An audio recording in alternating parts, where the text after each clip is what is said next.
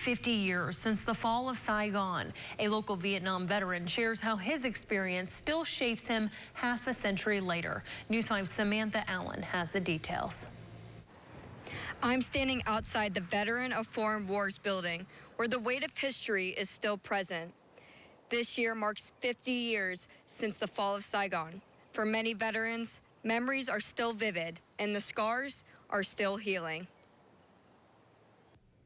In a Virginia home, memories of war live not in silence but in artifacts. Lying across a table are belts, boots, and medals, each carrying the weight of a story long buried beneath time. Everything here has a story, so it's just hard to condense it. For this Marine, Dickie Kaiser, Vietnam wasn't just a war.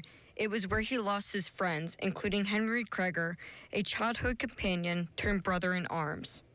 Quite a personal segment of this is that Henry was engaged to my wife at the time, and gosh, what would have happened in the world, had he lived? You can't answer any of those things. Kaiser was just 19 when he shipped off. He returned to a country divided and memories that would haunt him for decades. A sad thing that you have to kind of understand also that the winners and losers in this Vietnam thing were determined by body count.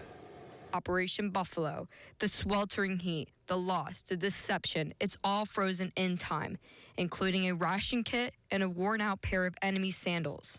This was your food. That was what you ate out of. This one right here. But what hit hardest wasn't just what happened overseas. It was the silence that followed. Would you change anything?